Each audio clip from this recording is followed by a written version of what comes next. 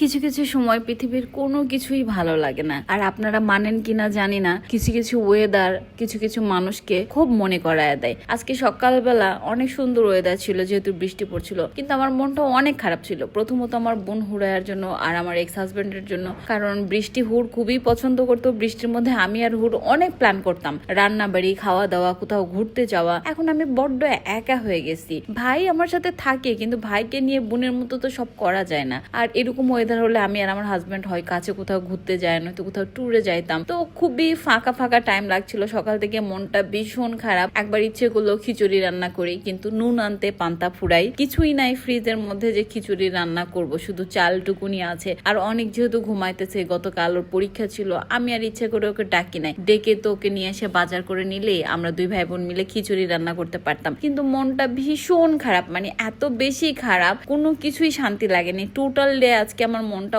অনেক খারাপ ছিল। আমি মন ভালো করার জন্য অনেক চেষ্টা করছি, কিন্তু মন ভালো হয় না। সকালে ঘুম থেকে উঠে কিছুক্ষণ কান্নাকাটি করলাম, সবকিছু মনে পড়লো, চিঠির বক্সটা একটু বের করছিলাম, দেন শেষ ওই পার্টটা। তারপরে মনে হলো যে না, আর কান্নাকাটি করবো না, এখন রান্নাবাড়ি করব। আমি আর অনেক দুজন মিলে আজকে খিচুড়ি পার্টি করবো, যেহেতু ওয়েদার ভালো। হয়তো আমার কাছের দুই একটা মানুষকে আজকে দুপুরে ইনভাইট করবো, কিন্তু ওই তো বললাম কিছু পাইলাম না। তখন মনে হলো মায়ের বাড়িতে চলে যাই, মানে মনটা খুব উড়ু উড়ু করছিল। নতুন একটা টি শার্ট পরলাম, যদিও এটা এর আগের বার ঢাকায় পরেছিলাম, নগাতে পরা হয়নি। তো রেডি হলাম, মাথা চুলগুলো সুন্দর করে বাঁধলাম। আমি নর্মালি এত সুন্দর করে রেডি টেডি হয়ে প্ল্যান করে কোথাও যায় না। তো ভাবছিলাম মামুনের কাছে গেলে মামুন হয়তো অনেক খুশি হবে, আমারও অনেক ভালো লাগবে, ওই বাসায় যে খিচুড়ি রান্না করে খাবো। তারপরে যে উদ্দেশ্য বের হলাম, কিন্তু সেটাও হয়তো হবে না। যেতেই আমার মনে হলো যে আমার তো শোরুমে যাইতে হবে। তো যত যাই হোক, বিজনেসটাও তো ঠিক রাখতে হবে, টাকাটা খুবই ইম্পর্টেন্ট। এদিকে শোরুমে এসে দেখি যে নুসরাত আসছে, একটু হলে ওর সাথে আমার দেখাটা মিস হয়ে যাইতো। তারপর নুসরাতদের জন্য নাস্তা টাস্তা রেডি করলাম, কারণ আন্টিদের বাসায় গেছিলাম সেই দাসরাতে, মনে আছে?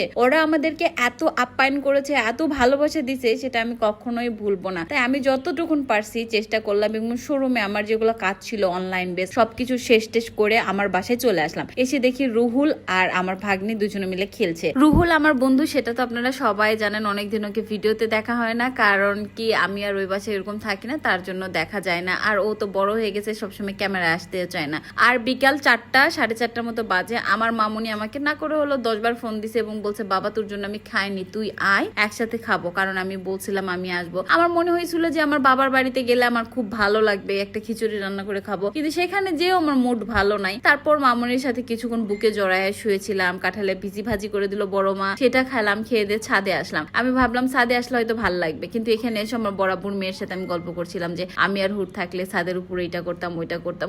আমাদের 3 ভাই বোনের যে মিলটা, আলহামদুলিল্লাহ, এমন মিল সাধারণত ভাই বোনদের মধ্যে এরকম হয় না। টুকনা টাকনি ঝগড়া টগড়া হয়, কিন্তু আমাদের 3 ভাই বোনের মিলটা হলো অসম্ভব। মানে একজন আরেকজনের সাথে যে কিভাবে লাগানো, যে আমাদের পৃথিবীটাই শেষ হয়ে গেছে। 9 মাস হলো আমাদের সাথে বাবু নাই, কিন্তু আসলে এই ফিলিংস বলে শেষ করা যাবে না। যাই হোক, আমার ভাগ্নি আর বোনকে নিয়ে মুক্তির মোড় গিয়েছিলাম। সেখানে যে আমার মুড একটু ভালো না, আমি কিচ্ছু খাই নাই। আমি বলছি না আমি খাবো না। তো আমার ভাগ্নিকে কোনো রকম চিকেন ফ্রাই খাওয়াই টাওয়াই নিয়ে আবার শোরুমে চলে আসলাম। মনে হলো শোরুমে গেলে ভালো লাগবে। আজকে না কোথাও শান্তি পাই নাই। টোটাল ডে ভিতরে এত অশান্তি কাজ করছে, মনে হচ্ছে এখানে গেলে ভালো লাগবে, ওইখানে গেলে ভালো লাগবে। মাঝখানে এবার প্ল্যান করলাম আমার বান্ধবীর বাসায় যাব, কিন্তু যেহেতু তোজোর পরীক্ষা, সেখানেও গেলাম না। এত জানটার মধ্যে ছটফট করতেছিল, কি বলবো। আর এই তো দুই ভাই বোন শোরুম টোরুম বন্ধ করে নিজেদের মধ্যে তো কথা টুকটাক হচ্ছিল। চলে আসলাম নানু মনেতে। আমার কাছে মনে হলো কিছু কেনাকাটা করলে যদি ভালো লাগে, কারণ কেনাকাটা করলে আমার মনটা ভালো হয়ে যায়। তো প্রয়োজনীয় কিছু টুকটাক জিনিস নিচ্ছিলাম, কারণ 2 দিন আগেই নিয়ে গেছি, না আমারও কিছু ছিল না। আর এটাও একটা অভিনয় ছিল যে কিছু কিনলে যদি ভালো লাগে। তারপর সে সবকিছু নিয়ে টিয়ে এখানে একটু কথাবার্তা বললাম সবার সাথে। সবাই আমাকে অনেক বেশি ভালোবাসে, থ্যাংক ইউ সো মাচ, আমাকে এত ভালোবাসেন আপনারা। তারপর বাসায় আসলাম, এসে বাবুর জন্য বিস্কিট গুলো আলাদা করলাম। অনেক তো বিস্কিট পাগলা, সেটা আপনারা সবাই জানেন, ও বিস্কিট খুবই পছন্দ করে। আজকে একটা নতুন টেস্টের চাউমিন নিয়ে চলে আসলাম, ওটা একদিন রান্না করবো সময় করে এবং আপনাদের সাথে অবশ্যই শেয়ার করব। আর আমার ডায়াসলটা খুবই পছন্দ। তো বিস্কিট টিস্কিট সবকিছু রেডি করে দুই ভাই বোন কথা বলছিলাম। মনের মধ্যে ওই যে একটা গ্যাপ, ওই যে একটা অশান্তি, এটা আসলে বলার মতো নাই। যাই হোক, আল্লাহ হাফিজ।